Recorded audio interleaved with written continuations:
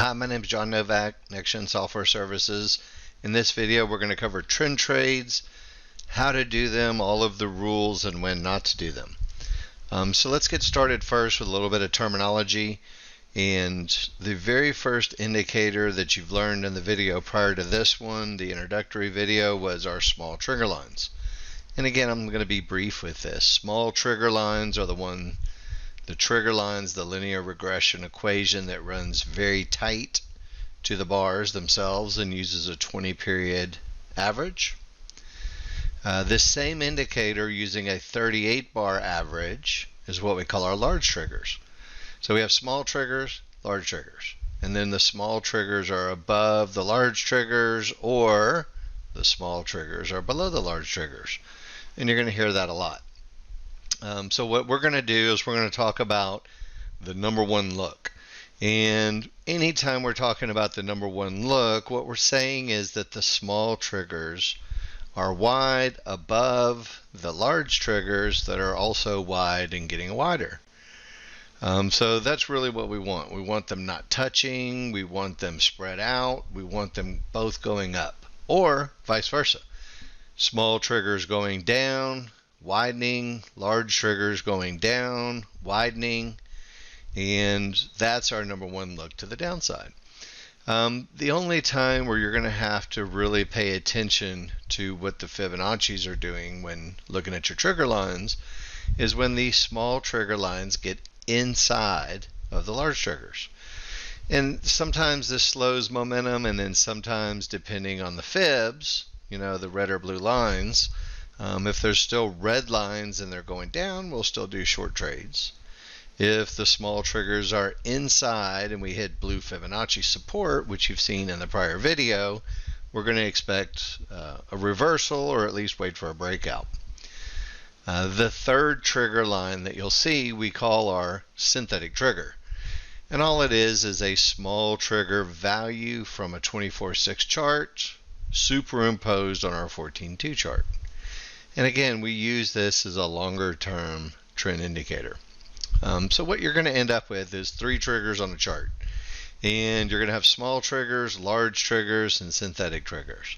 And what we're looking for is when the small triggers are below all the other triggers. So get this look in your head. Small triggers down, large triggers down, and widening. Small triggers below, large triggers widening, and then small triggers inside, what we call weakening, and that's where usually trend reversals will happen. And then you'll see a trend reversal, and then we start the same thing going the other way. Well, I would be remiss to not talk about the money a little bit. The objective of all traders is to make money. And first rules first, don't lose money. So what we want you to do is we want you to trade these trades on simulator. We want you to do it so many times that you know the rules and you can personally guarantee yourself that you can make money every day. Only then should you fund a live account. And again, when we talk about funding a live account, we're talking about a small amount like $3,000 because, like for our example, we're day trading gold, we're day trading the S&P, and we're day trading crude oil futures. And not one of those contracts is over $1,000 to day trade. And you shouldn't lose 2/3 of your account. So what we're going to do is we're going to set you up hopefully with enough knowledge, enough practice, and enough specificity on the rules that you're going to be able to guarantee yourself $400 a day per contract. Which, do the math, it's $8,000 a month on one lot. And if you can do it for a couple months on sim, and then you can do it for a few months real time, that is where you can start to run the numbers up in contracts. The most important thing, consistency. And you're going to see in all of the looks that we teach and everything that you're going to see, consistency in the indicators and Fibonacci areas is the difference. So quickly, I'm going to go over trend trade rules because words mean nothing. Pictures do a lot better job with what we do. First things first, large chart, medium chart, trigger lines agree with what we want to do, go long or short. That all the charts have synergy. Number two, make sure that you haven't hit the end of the road, right? Key Fibonacci areas or a termination condition, which we'll go over later, and make sure you've got room to your target so you can manage your trades. And then number 3, the entry portion of the equation, where you define and place your entry at the correct spot for doing the trade, preferably inside of your synthetic triggers.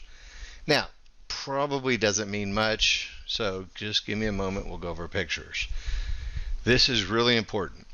When you use correct Fibonacci and trigger line reading, you will absolutely attack the markets with confidence. You'll only do high probability trades. You won't do the wrong trades. You won't do trades that have a low probability.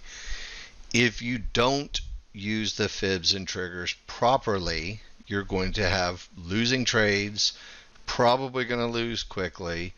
And this is why it's very important for you to participate in the online classroom and give us a couple snapshots of your trades so we can make sure you're doing things properly. When you do things properly, you'll be able to do the proper trend trades or edge or counter trend trades as you see fit. Now, in the prior video, the first one where we introduced Fibonacci areas and trigger lines, what we were talking about is trending markets where the triggers are going up and we want to buy the pullbacks. Pretty easy. Once the triggers, the small triggers, are inside of the large triggers and we hit Fibonacci resistance represented by this red line, that's the time where we're going to stop doing long trades and potentially do short trades if the small triggers are going down and the large triggers are going down and they're both widening and going down. Pretty easy, right? And we're going to keep doing pullback shorts until we do one of two things. Hit fibs and reverse the market. And more importantly, what we want to see is we want to see the market or the trigger lines run out of momentum and the small triggers get inside of the large triggers, and then usually the market will reverse. So let's take a look at our large chart. And for what we do, a large chart is a 14-2 chart, which means that the bodies of the bars are 14 ticks. To make a full reversal bar, it's 14 ticks times 2. So potentially 28 ticks on a reversal bar. Anyway, this bar structure, what it does is it smooths out the price data quite a bit, so we can get very easy looks, give us very easy trades. Now, I want you to think about those small and large trigger lines. We want them crossed in the same direction. And there's going to be one of two things. Look, number one, they're going to be inside of each other. And if they're touching or inside of each other, that's where the market may turn. And if they're spread out from each other, that's the magic spot for us, right? So again, pretty easy look. Again, over here you see the same thing. They're widening, large triggers are going down, and that's the magic look for us. Now, that's easy, right? But it's not everything we do. You have to add in all 3 sets of pieces. You have to have all the trigger lines, and then you have to have all your Fibonacci areas. So I added in our synthetic trigger line, which you can see is the big white one here. And pretty simple concept. If both the small and large triggers are below the synthetic triggers, you have a better chance of your short trades winning. If the small and large triggers are above your synthetic triggers, guess what? Long trades have a better chance of winning. And pretty easy. I mean, that's it. There's nothing else to it. So you're above or below, triggers are crossed up or down. Now, the trickier visual part, let me take you to this real quick, is when we put it all together. And it seems like a lot, but it's really not, I promise you. So look right here where it says optimal look for shorts. We have our small triggers down, below the large triggers that are going down, below the synthetic triggers. And we haven't yet reached our blue Fibonacci area. So this is where we want to take a short until we get down to our blue Fibonacci area. If price passes the blue Fibonacci area and it turns red, because remember what we said about if the triggers are touching or inside of each other, we have to pay attention to the Fibonacci areas. So if we have a red Fibonacci resistance, we'll do another sell. And then if we have a blue Fibonacci support and the small triggers are inside, price plus fibs, no more shorts. So this is the time where we will stop. I put a little red X there to stop doing trend trades. And this is what we call a termination condition, where we hit a spot where the fibs and the triggers tell us no more short trades. And we'll go through some more of this as we get into it. And then the market starts to run up, and guess what? Small triggers are up above large triggers that are up, and we get a little pullback, and then it goes up. We get a little pullback, and it goes up, and eventually we hit Fibonacci resistance. Now, when we hit Fibonacci resistance, we need to see the trigger lines, at least 4 of them, break it, or else we're going to go back the other way. And again, the other thing that we'll look at is where our synthetic triggers are located. The farther away the synthetic triggers are from Fibonacci resistance, the more likely it is that we're going to go down to the triggers again, which means this is another termination condition. If you hit Fibonacci resistance and a big gap to the synthetic triggers, no more trend trade long, even if your triggers are crossed up. And then there's a little mess in the middle where some of our edge trading rules will get you some long trades, which we'll talk about that in another video. And then ultimately the market reaches the edge of multiple time frame Fibonacci resistance. So even though the triggers are up really strong, because 4 of them haven't passed the top area, no more trend trades. Again, termination condition. And again, if we get a termination condition and you get the large triggers to roll over and the small triggers to roll over, then you can take a more assertive short trade after the 2 triggers roll over. And again, a lot of people would like to wait until the small triggers get below the synthetic triggers, what we call transitioning. And again, that's a very good technique, but depending on the strength of the termination area, we want to know that we can get in a little bit quicker and make some more money before we start to break through. Ultimately, triggers are going down strong, and hopefully we had a trade in there, and if we did, that's great. And if we didn't, when we get to Fibonacci support, no more trend trades unless Fibonacci support breaks. And if it breaks and the triggers are together, as long as the fib is red, we'll keep taking more trend trade short. That's pretty much it. So again, I want you to get this mental picture in your head. The number 1 look, small triggers wide up and above, not touching the large triggers, and vice versa. Small triggers wide down and below, not touching widening large triggers. And again, when they're inside, we have to pay attention to the Fibonacci area. Colors, most important thing. So that was our large chart. The middle chart, and again, for what we do with our day trading on crude oil, we look at an 8-2 chart. And really what we're looking at on the 8-2 chart, believe it or not, I know this is going to sound foreign to you, but small triggers down below the large triggers that are going down and widening. If you have this look on both the 8-2 chart and the 14-2 chart, you have very high probability of winning trades that you're selling on the pullbacks. And then ultimately, you're going to run out of momentum. And the triggers are going to get inside, and you're going to make a little retracement. Oops, sorry about that. You're going to make a little retracement, and sometimes you can do one more trend trade. Sometimes you can. It depends on what the 14-2 or 21-3 charts say, if it's okay to do one more short or you have to wait.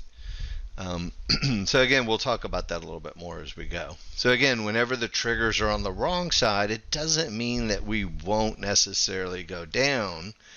It means that we're going to do it from a higher area. And then ultimately, remember what we said about the trigger line configuration. If the small triggers are above the large triggers, then you hit Fibonacci support, no more short trades. Again, this is technically our pivot stop out long trade, but we're going to talk about that in another video. And when the bottom holds, then guess what happens? Strong small triggers going up, wide large triggers going up. You're going to buy a pullback on our smaller entry chart to get you up to Fibonacci resistance. And again, look at this white arrow right here. You'll see the slowing of momentum. Oops, sorry about that, I didn't mean to click. The slowing of momentum is where the small triggers start to get inside of, remember, the triggers. And then when you hit Fibonacci resistance, party over, we're going the other way. And then you see the same thing in reverse. Wide small triggers down, widening large triggers, short trade, short trade, short trade. Which brings us to our entry chart. And for crude oil and gold and, you know, the things that we're doing with the S&P, a 5-1 chart is our entry chart. If you were trading Bitcoin or you were trading Apple stock or you were trading, you know, something else, most of the futures do real well with these chart sizes. But if you get into cryptocurrencies or some of the other markets, you may have to alter your time frame. We can talk about that in class if you need it. What are we looking for on the small chart? We're looking for a couple things. Number one, we want to see our oscillator in the upper 25% to tell us that we've had enough retracement to go short. And then number two, what we're really looking for is either Fibonacci resistance or one-to-ones or some type of area inside of these two dotted triggers. And when we get an area inside of these two dotted triggers, that's the area that we want to sell. So again, there's a couple key ideas and thought processes. Remember our small triggers? Well, we have a small trigger on the 5-1 chart as well. Just like the other charts, we want to see our small triggers below our synthetic triggers. That makes for an easier trade for us. Also, the Fib to Fib oscillator at 75 for sells, 25 for buys. Then, if the small triggers get on the wrong side of the 8-2 dotted triggers, see that right there? So down here at the bottom where it's orange, you can see the market runs up and we're on the wrong side, but the market goes down anyway. So you say, well, what gives? How are we going to get into that trade? Again, if the 14-2 larger charts agree, then we can do one more short. I'm going to show you an example of this later, so you'll see it. And then ultimately, if we hit Fibonacci support and none of our triggers get below it, it's time to stop. And then usually the market will reverse and we'll kind of start doing the same thing in reverse the other way. Areas inside of the triggers are best. If the small triggers get below the dotted 8-2 triggers, we can take one more, but we also have to be a little bit more cautious with our trade setups. And that's really it. I mean, we want the three charts to kind of agree and have a synergy. So let me show you what it looks like when we're talking about a pre-trade setup to go short. The large chart, in this case 14-2, gives us the trend direction, which is obviously down. See the small triggers down, large triggers down, synthetic triggers down, everything below it. That's the number one look. And then our 8-2 chart, which is our medium chart in this case. And again, if you trade a different commodity, maybe it's a little different. But so this determines how much momentum there is now. And you can see the same exact thing, super strong down. And then on our entry chart, where we're looking for entry areas, we want to see our small triggers down here. And this is the moment in time when you're on the low and everything is going down that you make up your mind that you're going to go short on a pullback to Fibonacci resistance or the purple midband on the smaller chart. That's basically all we're doing.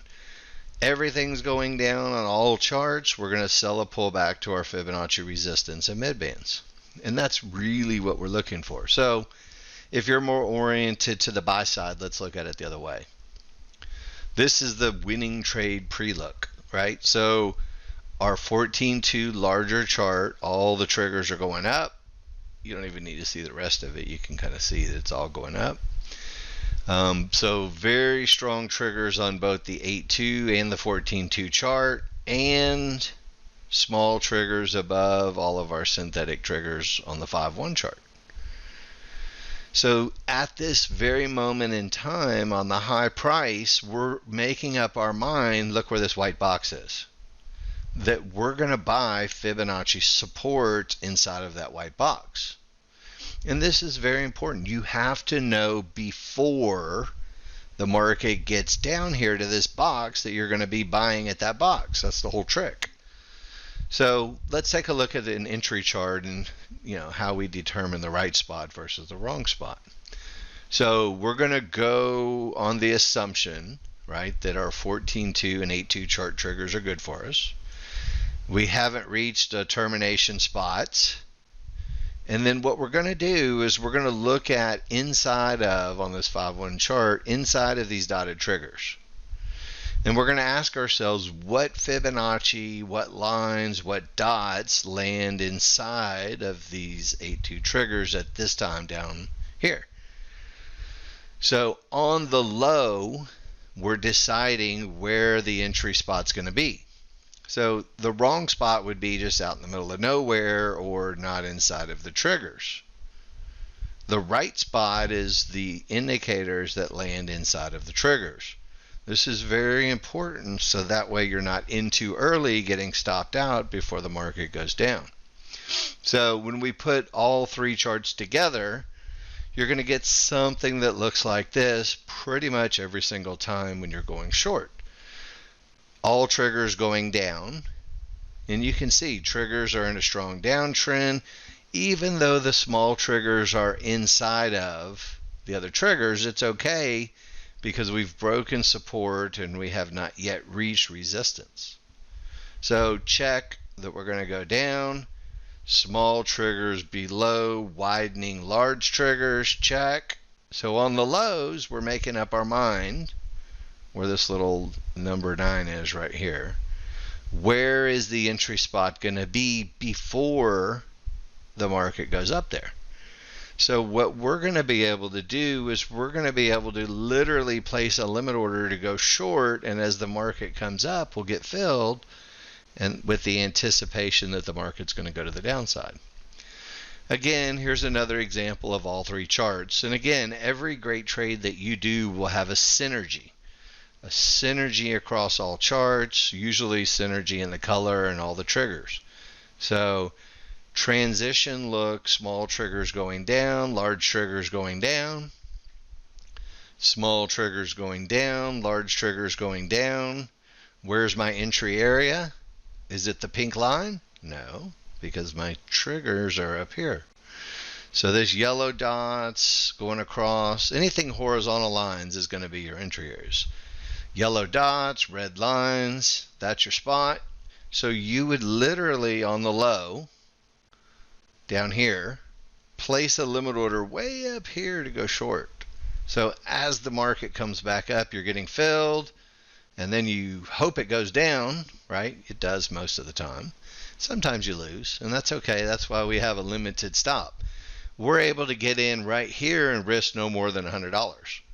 And when we get in right here and risk no more than $100, hopefully without slippage, right? Once this market makes a down bar, we pull our protective stop down above the high.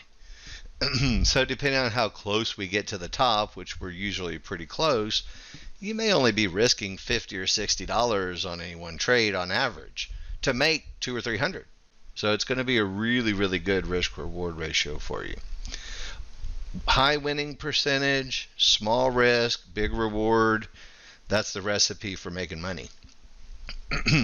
This is a chart that we took out of class. And I wanted you to see kind of what it looks like when we're doing our class. You know, what we had said was that there's an ultra number 1 strong 14-2 trigger line look down here, because there were some long trades that happened down here. And because of the look, we expected Fibonacci resistance to break because the small triggers were still above the large triggers, which it did. So there was a great long trade, and it made it up towards the edge of fibs where this black box is, and then the triggers, small triggers, got inside. And none of that's even your trade. It doesn't matter. This is just a condition that stopped the market. And these are the things that we talk about in class and we go through and you'll see happen day in and day out. Where the magic is, where the money's made, is after the market turns and we're going down and we have the same look over again. Small triggers going down strong, large triggers going down strong. 8-2 chart, small triggers going down strong, large triggers going down strong. Sell a pullback into the Fibonacci resistance at 53.84 that's inside of the triggers. So we have a limit order here, market comes up, we get filled, and then it goes back down. And then literally, let's say we got in at 84, I think 87 was the high. So we'd have a $40 stop for one contract to make 200. And again, if you haven't picked up on it already, small triggers going up above large triggers that are widening, small triggers going down, large triggers that are widening. If they're inside, check your fibs. I think we got it now, right? Here's a trade that we did in class. We talked about this a while back, but I just want you to kind of see the real world look on what happens. So the small triggers are going up, large triggers are going up, check. So the 14-2 chart triggers are going up. 8-2 small triggers are above all else. Now look at it. This moment in time, when the market was going up to 54.55. So price was up here. We were looking down here at the 54.39 area because we said that's our fibs and our mid bands inside of the 8-2 triggers. So if and when the market comes back down, we're going to get filled on the way down, and then we'll exit on the way up at a profit target, which we'll talk a little bit about how to hang on for more money or whether you should get out in just a second. So think about what we did here. We predicted up here at the high that this area was going to be the low and that we were going to go up here or even up here. But what we want is $200. So that's $200 and we do it twice a day and you get your goal. So think about what we did here. The old adage, buy low, sell high. Making money 101, right? To make the most money while risking the least amount of money, it demands that you buy low and sell high. So look at this picture. Had we have waited for the market to go up, we would have lost $100 of our profit. And we would have incurred an extra $100 worth of risk. So because we bought on the way down at 39 and just say 33 was the low, we ended up with a $70 risk to make 200. That's good ratios, 2.5, 3 to 1. So again, just keep this in your mind at all times. You want to buy on the way down, you want to sell on the way up. And again, this is basically the same look you're going to get on every single trend trade. When you get a pullback to your mid bands and fibs, you're going to be getting filled because you're going to, on the low, place a limit order at this spot, like maybe one tick right below it. You're going to right click on your chart, place a limit order to sell short right there, and you're going to be getting filled as it goes up. So you're going to say something like go up, go up, go up, go up, go up, and then you're going to get filled. You're going to be like go down, go down, go down. So, and again, it's kind of funny. You're wishing for it to go up and then you wish for it to go down. But if you get filled right here, which you will if you have your order right below there, and then you get that bar down, then your risk, your stop will go from $100 and we'll pull it down to about $30. And again, the objective for us is $200. So we need 20 ticks. So look, right here is where you hit your 20 ticks. So again, there's a lot more, there's more money in it than 20 ticks, but we need 20 ticks twice a day. And you need to sell on the way up in order to get the most out of what you're doing. And it's also less risky. I know it doesn't feel that way initially. Here, look at this. This is your 14-2 chart. The bar is going to be going up when you're going short. So it's a little intimidating because, the market has to come up to get you in order to go back down. Most of the time it goes back down. Sometimes you're going to lose. So this was one that we did in class and we were looking at. And again, it's a really good reminder that it's going to be kind of visually intimidating because, with this style of bar, if you're above the midpoint of the bar, the candle's going to be green and it's going to look like it's going up. And technically it is going up. That's what you want. So you're going to have to be very confident in your areas, in your orders, in your rules to kind of work through that anxiety feeling that you're going to have. Everybody starts out scared or nervous that, I'm just not sure if I can do it or if it's going to work. And, we work you through the process of repetition, repetition, repetition.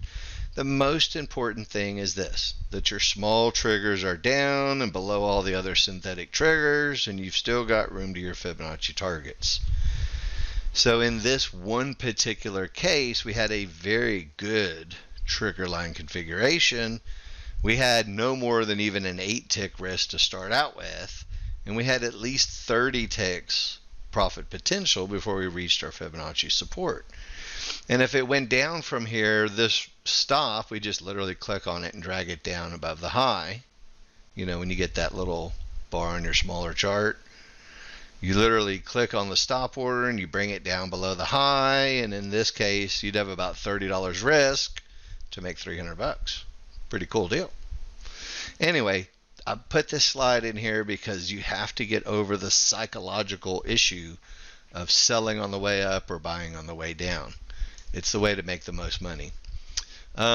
This was a day or two before Thanksgiving, and it's a really good representation of some trend trades that we were talking about in class. So look at this number 1 down here. This is where the triggers, I should have probably moved that out of the way, but you can see the little dotted triggers there. This is where the fibs and the triggers came together to go long. And then the market went up, and it went up 20 ticks, and then it pulled back to the mid-band and triggers to go long again, and then we got up to resistance. Now, if we hit resistance on small charts, your entry chart, sometimes you have to stop trading long, and then sometimes you don't. It depends on what your large charts say. If both of your large charts say it's time, you can still trade, then you can do another trade. And usually if the triggers are right there, you can. If the large chart triggers are weakening, then you can't do this trade. So again, this number 3 trade is dependent on what the 14-2, 8-2 charts say. If they're both super strong number 1, you're going to keep taking trades until the cows come home. Now, if you take this trade because the large charts say you're going to break fibs, and it does, you make some more money. And then, at some point during the trend, the small triggers in your areas are going to be below the 8-2 triggers. See that? So all the way up, the small triggers were above the 8-2, the small triggers were above the 8-2, small triggers were above the 8-2, and then all of a sudden we get to areas and we don't quite have the small triggers above the 8-2. So, this is the slippery slope right here on number 4. And sometimes this area holds and sometimes it doesn't. And what we have a little program that runs on a range bar chart called our market flow. And this is that spot we were talking about. See where the pink arrow is up here? If you're on the wrong side of the 8-2 triggers, we actually have a confirmation system that we have in place. So if we get the bar up, we'll get in a little pullback and we'll take that last trade from the wrong side. Usually only one trade from the wrong side, and usually with some type of confirmation. There's a couple different ways to do it, and I'll show you one more way in case you don't want to use this market flow. But anyway, there's a lot of pieces, but they're really simple. Look, at the fibs and triggers, at the fibs and triggers, at the fibs and triggers, a little below, use the market flow. Here's another chart that we had in class the other day, not too long ago. That was the 6th. But you can see it. Look, everything starts on the big chart. Triggers are going down, so you say, yes, we're going to do a trade. And then we have to decide, are we going to get in at the spot or are we going to wait for a confirmation? So it's very simple. When the trigger lines, and I didn't put the 8-2 chart on here, so you just have to take my word for it, but that's enough. So I wanted to show you the market flow chart. If the 8-2 triggers on your entry chart are there, you get in right before that little spot right there. You just place a limit order and you're going short. And then when you get the bar down, you can pull your stop down and you have $30, $40 worth of risk. Make 20 ticks. Then, obviously the market continues down and we even break through Fibonacci support. Remember what we said about if the triggers are really strong, you're probably going to break support. And it happens. So again, we need to know how to deal with that. So if the small triggers are still below the large wide triggers, right? Yes, right? So same thing. Where are we going to get in? Because by the time our oscillator gets up here, our darn triggers are going to be on the wrong side. So, there's a couple of ways to do it. You can just kind of get in close to the fib and hope for the best. Or, some of our traders will actually right click on the chart and put a sell stop in. So they'll enter on a sell stop and they'll kind of drag it up behind the market until it starts to take out the prior bars, and then they'll stop themselves into a position. A little trickier, but it's not, that's the way we used to do it back in like 2005, 6, and 7, so long time ago. I still have a bunch of our clients that do it that way. Or, which is equivalent, almost equivalent anyway, to just allowing the reversal bar to happen on the market flow and then getting in after that.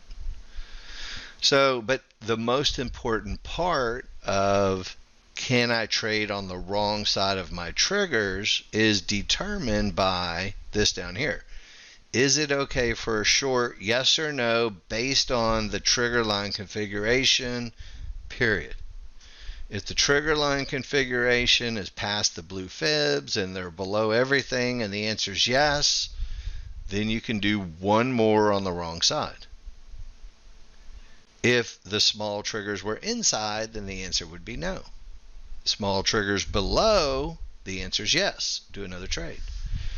So again, you end up really with two short trades, but in two different styles, right? The first one is you're getting in on the way up, and the second one, because the triggers are above, you're getting in after a little bit of confirmation, which is okay. We give up a few ticks, but these are 75% chance they go down, but sometimes they keep running, maybe 60-40. This is about a 75 or 80% chance that you're going to win. This is about a 60-40, so we wait for confirmation. Or if you have a really good area, you can just get in at the area, of course. But it is all predicated on what this 14-2 chart says. So again, without wearing you out, the look now, right? This is the look you're looking for winning trend trades. Now, this look, believe it or not, will also help you make more money. Check it out. In the management, I won't give you the whole management video. I'm going to give you one slide. If you went long, so we're going to assume you took an early long trend trade and you're doing it or counter trend trade because the bottom of support held. Okay, so you're being a little more assertive. And you're long and you're deciding, should I get out here? No. Because look at your two triggers. Look at how far above and how strong the small and large triggers are.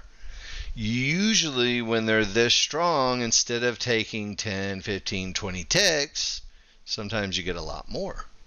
So if the triggers don't even come together, you usually can get a lot more money out of it. And we're talking, this move right here is probably $450. And then sometimes, the other flip side of it is the pre-entry triggers, very good for going short, right? Pretty easy. The look, strong down, strong down.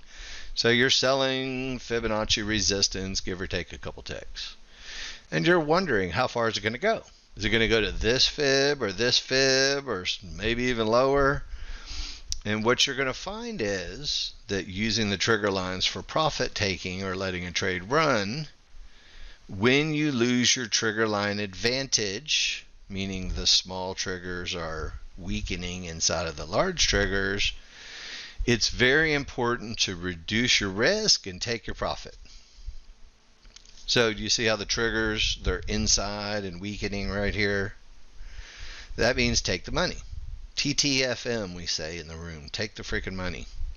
So over here, you kind of let it run, and you try to work for more profit. Over here, you're short.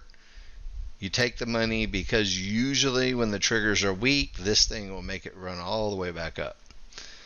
So that's it. That's all I'm going to do for management. Nice and easy. You've heard this before, right? The trend is your friend until it ends. And probably one of the most powerful things that we've done is termination conditions. I mean, we've spent 20 plus years doing what we're doing. I mean, Nexgen's on its 23rd year. So when to stop trading is probably as important. It's more important probably than when to trade. When to trade is easy. I mean, we got that down 9 ways to Sunday. So when to not trade. So the high and moderately high probability trades, smooth, reliable equity curve, confidence in your setups, because everything is going to be, it's going to be the same every time. The right triggers, the right fibs, room to the target. Low probability trades, the ones that we don't want to do not have the trigger line and the large chart agreement, or they have some type of termination condition that exists. And we'll go through them. We're going to look at them here in a second. And these things fail so often that you're going to be like, wow, I'm really, really, really avoiding most of the losers. So what I'm going to do is we're going to talk about really the most common, most powerful, most used termination conditions. And again, we talk about these as they happen live in the class all day long. So get in the class. And again, this really comes down to the same thing we talked about earlier.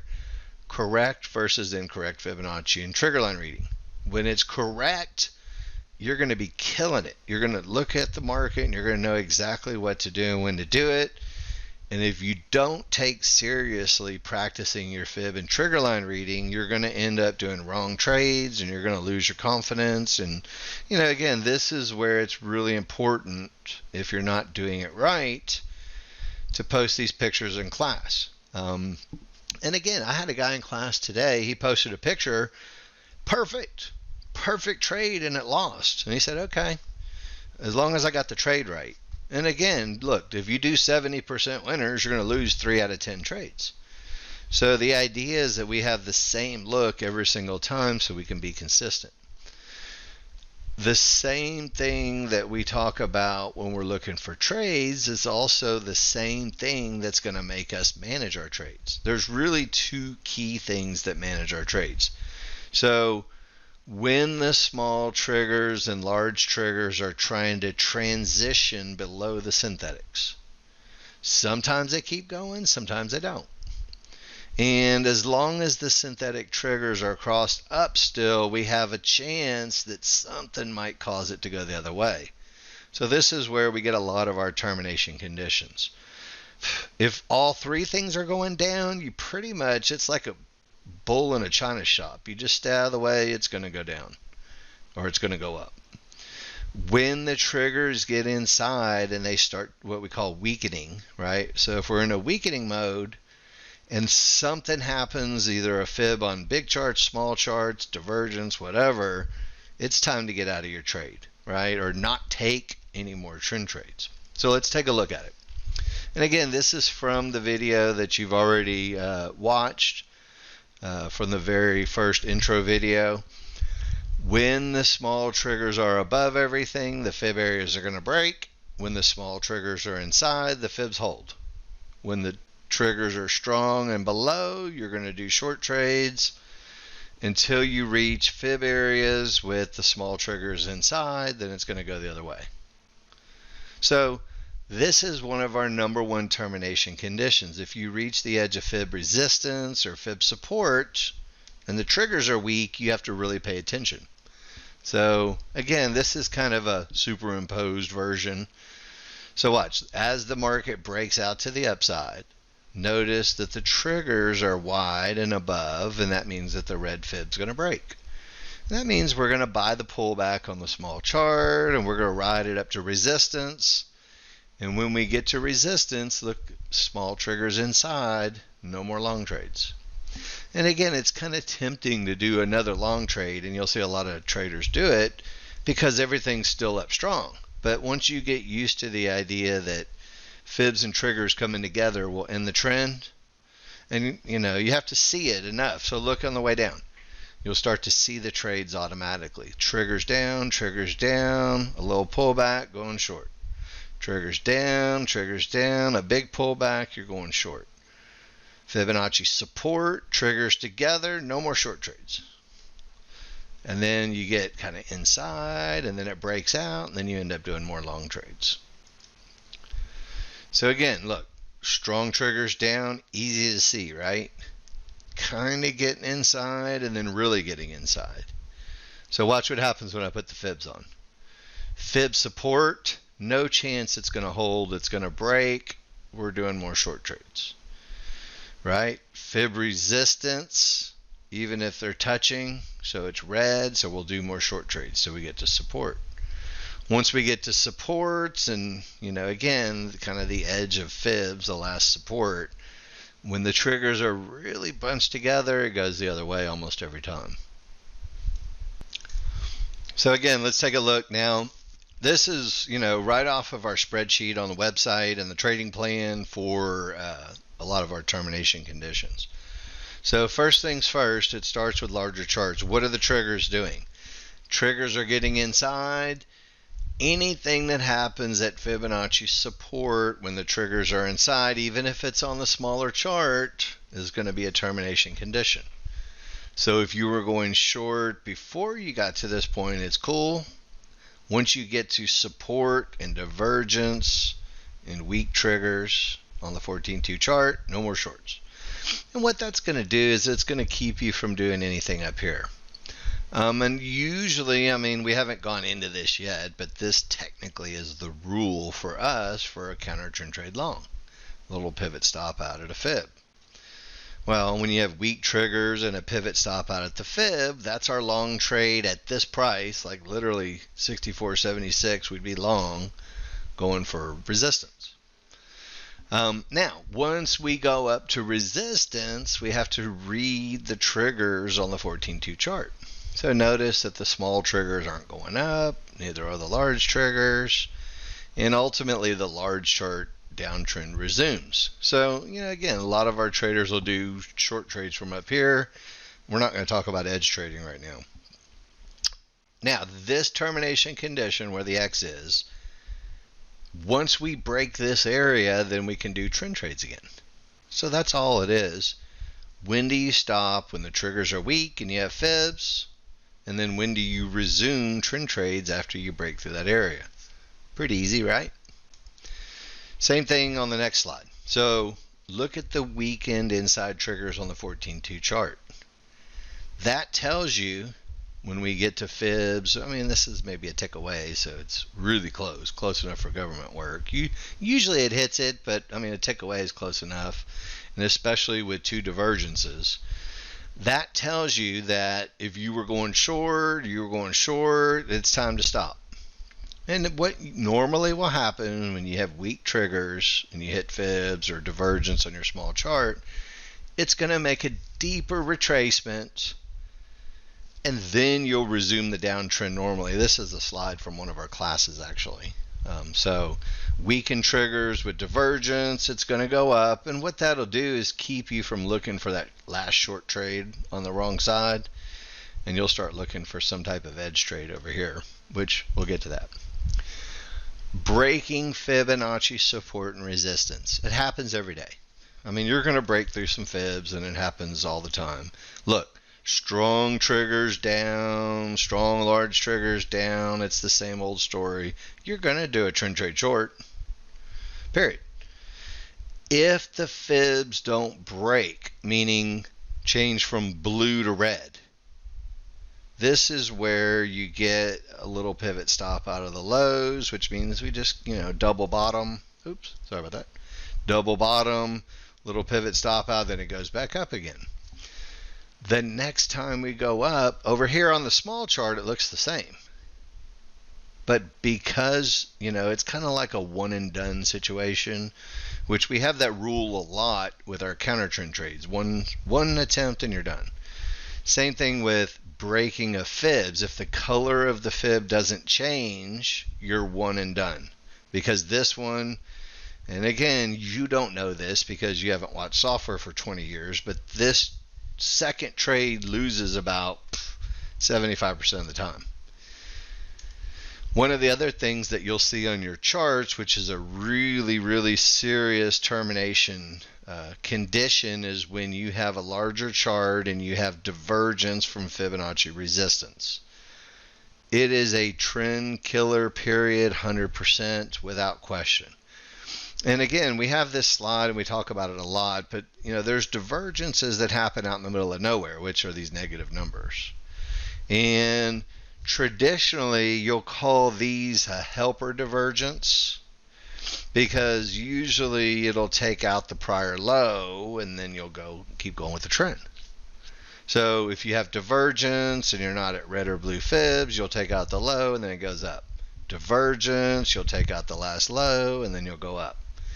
If you have divergence from a fib, you're going the other way when the triggers roll over. So we're going short.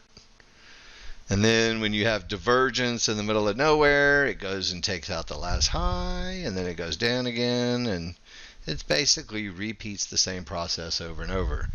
So if you have divergence before you do some type of trade, make sure you're getting back to the prior low or the prior high, because usually you take it out by a couple ticks and then it goes.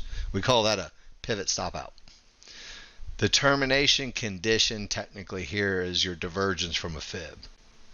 That'll really, really, really stop the party. Another thing that'll stop the party is if you have triple divergence. And there's two different types of triple divergence termination. If you have divergence on all three charts, you're done. That's going the other way. If you have three, in this case we have both, but look, three divergences in a row on the little chart, it goes the other way almost every time. And, this is where some of our more assertive traders will say, look, we had three divergences and my 8-2 chart has the number one look. And I'm at Fibonacci support and a mid-band and the triggers are up. So even though it's not quite perfect, with the large chart coming along helping, because there's a termination condition, if the opportunity presents itself, you see with these number one triggers on the 8-2, they'll kind of jump ahead and try to take a couple extra trades. And then, eventually if it does go up, the large chart catches up. And then you end up getting small triggers up and large triggers up, and then you'll do a third or a fourth trade. If you do two 20-tick winners before you do your next couple winners, that right there is going to be the daily goal, $400. So think about that for a second. Termination conditions, there's a couple things that happen. Our traders will be a little more assertive, but again, remember, you have to have at least your middle chart with the right trigger line configuration, or else don't do it. Okay? Same thing here.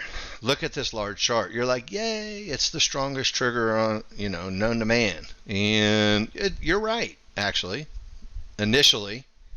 And you're going to do a long trade, and you're going to be really happy with yourself, and you're going to be making some money, and then all of a sudden you're going to go, oh man, triple divergence.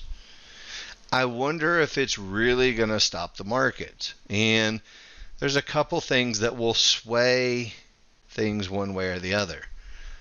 When your synthetic triggers remain down and they don't come along for the party, three divergences becomes much more powerful, and it has a tendency to make the market go all the way back to where the synthetic triggers are. So again, you get a weakening trigger on your 8-2. When it's strong, you're doing the trade. When it's weak, on your 8-2, the triple divergence kicks in, and this did go all the way down, by the way. I remember that day. And again, this is kind of what we call gap theory.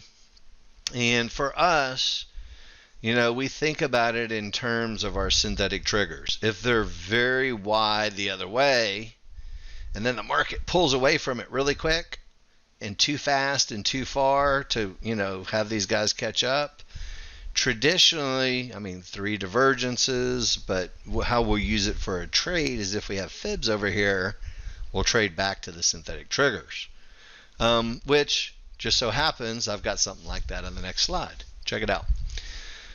Strongest triggers known to man, and we're going to take the most perfect long trade, and we're going to be so happy and proud of ourselves. We made some money, right? And then you're going to be at a fib, and you're going to go,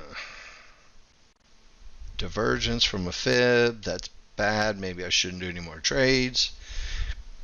Or if you do one more and you get up here and you're like, 2 divergences. So you have a divergence and a pivot stop out at fibs. And then you start thinking about that synthetic trigger, and you're like, the synthetic trigger didn't come along for the ride. Wait a minute. If I have fibs and the synthetic triggers didn't come along, it's going to slingshot me back. So what happens is you get to the edge of fibs on these little charts and have a little pivot stop out, and because of that gap to the synthetic triggers, not only will your next trend trade lose if you try it, technically you should be short. That's one of our counter trend trade rules, one of our edge trade rules. Let me show you another version. So we're going down, and the triggers all of a sudden smalls are below and the larges are going down, and you're like, hey, I'm going to go short. And you go short and you're proud of yourself again because what? You made some money. But you run into Fibonacci support. So again, think about it. It's important to trade with the small and large triggers in the right direction. We got that, right? Pretty easy. The go condition. Down triggers, go. Small chart fibs and triggers and all that good stuff. So I think you guys have the trade set up now, right? That's the setup. This is the end of the setup. And the condition for termination here is the fib with a gap back to the synthetic triggers, because they're still going up.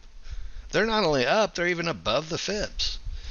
So again, what happens is, this happens a lot. You get the market to make a little run up, and then you get a pivot stop out, and that's our long trade. And sometimes the stop going short just so happens to also be a go long. So instead of, doing any short trades that might lose, even though the triggers are going down, you have to recognize, and again, remember what I said. Remember what I said about this slide here. When we have these transitions where the synthetic triggers are still crossed up, but we're below, that's where a lot of the, small chart fibs and pivot stop outs will ruin your day. Also, when you have these weak 14-2 triggers and they're inside, that's where the small charts really have a lot more power. So again, I just wanted to kind of rehash that one. Transition when the synthetic triggers are crossed against you, and again, when the large chart triggers are weakening, that's when the termination from the small charts really happens. So again, here's where we were, and again, you can see it. And again, I don't want to scare you with gaps, because a lot of people go, oh my God, there's a gap to the triggers, and don't worry about a gap unless there's a reason to worry about it. Unless you have divergence or you have a pivot stop out at fibs, then you can worry about the gap. Because if you start worrying about a gap, you might skip your perfect long trade. See the long mid bands and fibs inside the triggers, and mid bands and fibs just below the triggers, and then resistance with divergence and a pivot stop out. This is where the party normally will come to an end and you'll go back down. Or, it could break through. That's fun too. But this is this point in time where you know that it's time to stop going long, and really pay attention to what's happening in the market. Which, I guess I've given you the lesson, right? Watch the video trading from the edges, but you pretty much just learn the rules, right? So here's our edge trade rules. It's one picture. We get to the edge of fibs. We have divergence. We place a limit order at the prior high at the purple line. And when the market comes up to give a pivot stop out, we're going short at the high. And then think about it. You're going short right there. And if it goes up, you lose $100, And then if it goes down, you're risking 20 or 30 to make a lot. And almost every pivot stop out edge trade that works is followed by a trend trade that wins. Almost every one. And then eventually, if you were going short and you get to the edge of fibs and you have a pivot stop out, you're not going short anymore. Well, some people say if you can't go short, you might as well go long. Think about it. Now, nothing is forever in the market, for sure, except change, right? So, sometimes we start off with a termination condition, and, this is a good example. Strong triggers up, very easy to see. You're going to be going long. I don't even show you the long trades, but eventually you get to a pivot stop out. You're like, okay, pivot stop out, you're either short or no more long trades. And then all of a sudden the market changes its mind and it breaks through what was once trouble, which is fine. So look at where the next trade is. Can't you see how easy that is? Right at the blue line and the mid bands and all this good stuff coming together inside the triggers. That's going to be your long spot to go long. So we avoid any type of trouble, and then when it's perfect, we're going to take the trade again. Same thing, for whatever reason, you get a key reversal at the top. Maybe the big chart had fibs, and then that was it, and everything was weak. And then, look, your small triggers get below, and maybe you found an opportunity for a short. And then eventually you're going to get to some fibs. And usually if the small triggers are below everything, they keep going. But what we do traditionally is we'll stop going short. Let's say you went short. We'll stop going short when we get to fibs, but like I said, with the momentum going down, there's a good chance that it breaks. So we allow the market, we don't anticipate a break. We allow it to break, and then we sell the pullback inside the triggers between the fibs and the midband, and then we get another 20 ticks. So again, we don't care what the market does. We just want it to set up with the proper fibs and triggers, and then we'll do our trade. One of the other termination conditions is caused by these yellow dots on the chart. And this is the question we get a lot, so I figured I'd just handle it here. These yellow dots, we call them one-to-ones. They're basically 100% Fibonacci projections. And very easy. If you started up here in this yellow box and you took this range, and then after the market retraced, and then when the market starts making lower lows again, you take this range and add it to the high and project out forward 100%. So this range equals this range. And over here I have it written, Elliott wave. They call it wave similarity and equal distance. And they've got a lot of stuff, but it doesn't matter. All you need to know is that if you get to Fibonacci support or resistance and you have some of these yellow dots, you better stop taking trend trades. That's all you need to know. So it looks something like this on your chart. Granted, this is an S&P chart. It was a little bit choppy, but yellow one-to-ones just past a resistance or just past a support is a termination condition, period. Okay? Easy enough. You have to get trigger lines past that area if you want to continue going short. Now, there's also another benefit to the yellow one-to-ones. The yellow one-to-ones will also help us define some of the entries for our trend trades. And they're really good at it too. So if you get, to where you're going to do a trend trade and you've got fibs, mid bands, and yellow dots, Traditionally, a couple of ticks above the yellow dot is where your limit order is going to go, right by the triggers, 1 or 2 ticks above, and you'll be getting filled on the way down and then being happy when it goes back up. And you can go back and you can track, go back and look at 200 or 300 trend trades, and you'll see when they've got yellow dots involved with them, the one-to-ones do a really, really good job. And again, that's not necessarily a termination. This was the termination condition. Yellow dots just past support or resistance. But they also have another, useful use and help you to define very well some of the entry areas for trend trades. One last thing, and again, this is where, trading the market, you have to practice and practice and practice, but you're going to look at your small chart and go, uh-oh, John said divergence a couple times in a fib, time to stop going long. However, there's one time when you can ignore the small chart divergence areas. Now watch this. Remember what we said back here on this chart? If you have a transition or it's weakened, you have to really pay attention and respect the smaller charts. If you have a number one look, relax and wait for your profits and don't let the smaller charts bother you. Remember that?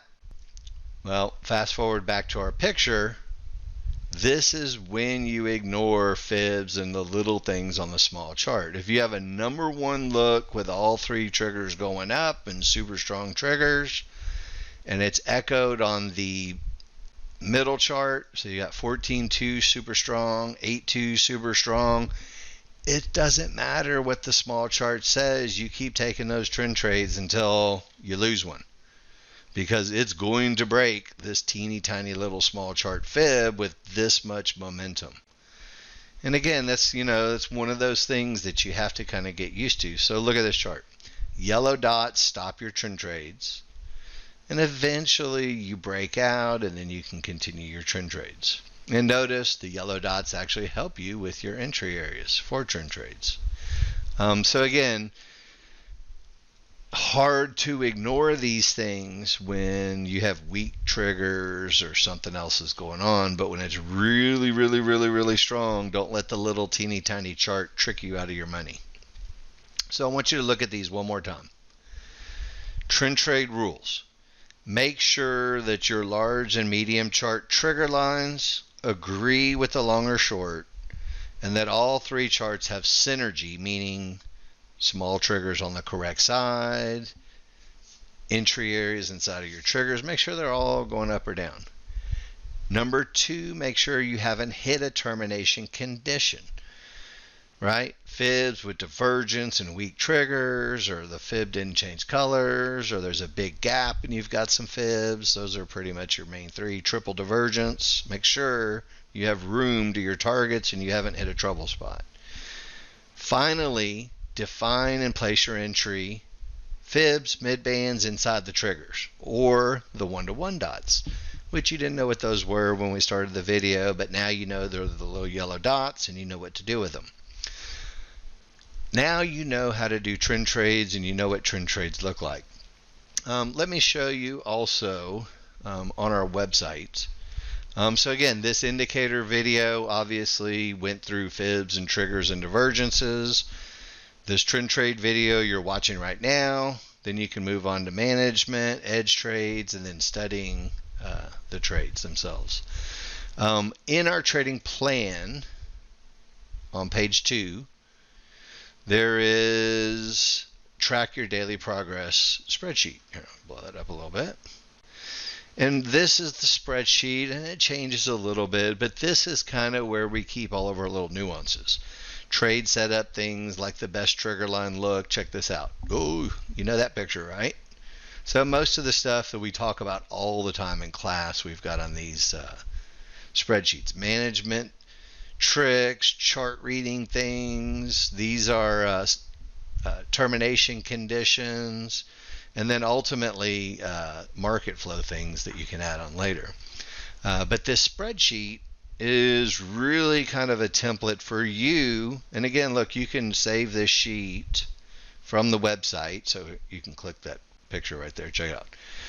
File, and then save it as an Excel spreadsheet so you've got your own copy of it. You can't write on mine, but you can download your copy of it. And what we want you to do on a daily basis, look here, we put together a couple steps for you. So first, look, when you do your trades, we have a little program so you can write on your charts, and I just want you to annotate very simply. I want you to tell me what the 14.2 trigger line look is. And then I want you to tell me what the 8.2 trigger line look is. And then I want you to tell me where you got in and why. And again, you can see it's the perfect trade, right? You saw that trade before. So when you write just these yellow, I don't need a dissertation on, I don't need a book. I need, what were the triggers doing? What were the triggers doing? What's the area? And what I want you to do is take a picture of it and put it in class and make sure that it's right. But more importantly, the idea, behind all this is that we're going to walk you through these steps to become confident and profitable and to do everything that you need to do to be successful. Learn the trigger line and Fibonacci rules for when it's okay or not okay to take a trade.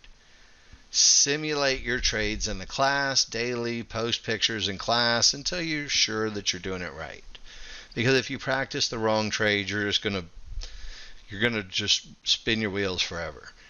Simplify. If you decide to add in the edge trades, simplify them in your mind and get your mind right and write out a small little plan for yourself. And then after the class, we'd like for you to go back and practice the day. Because, think of it like a football player. If you do trend trades during the day and you're not doing them right, you need to go back and retrade that day. It's like a football player. Let's just say Tom Brady messes up a play. He doesn't say, oh, well, don't worry about it. Or if, golfers miss putts during the day, they don't say, don't worry about it. It'll be all right tomorrow. No, they go practice.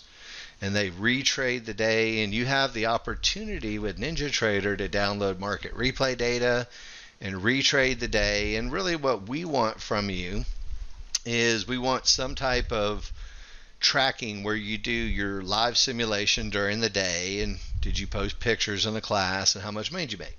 Did you make $250? It'd be great. Okay? Then go back and take the lessons that you learned on the day and retrade the day that day, and then hopefully you make like $750. And then the next day, let's say you trade and you make $325 or $320, whatever, and then you make $800. And what we are looking for, and you can take pictures of all of your trades so you can have a tracking. I think it's very important for you to track your trades. And if you make a mistake, look at this. This is one from class, but we had a termination condition at fibs and a pivot stop out, and then they tried to go long. Well, it lost, of course.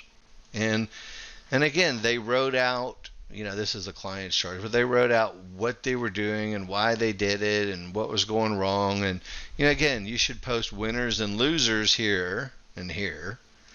So that way you can really go back and see what's working for you the best, what you mess up on, and you have study material to work with.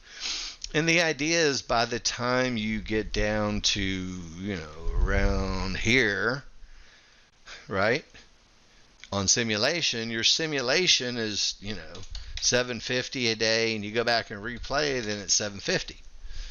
And for sure, because you've done it the same trades over and over, that you can make money every single day. And that is when, you finally get to get this reward. Remember we talked about the money? So you have to simulate and practice until you can guarantee yourself you can do the trades and make the money. And only when you do the right trades that follow the rules, that follow the indicators, and you do the same trades with the same look every single day, remember consistency, when you have that, you're going to have the best chances of reaching your goals and turning a very small amount of money into a very large amount of money. There is no easy way around it. It's going to take you probably 2 or 3 months to get through the entire process and get really, I always tell everybody 3 to 6 months to get okay at it, a year to get really good at it, and 2 years to get great. I mean, great. We've been doing it for 20 plus years. A lot of our clients have been doing it for 15, 16, 17 years, 5, 6, 7 years. Longevity is the key, and the key to longevity is consistency. So when you go through and you watch the video and you read through the plan and you're filling out your spreadsheet, it's imperative that you always have the same look before you place your trade. Once you get that down, the sky's the limit. I appreciate your time. I look forward to seeing everybody in class, and you guys have a great afternoon.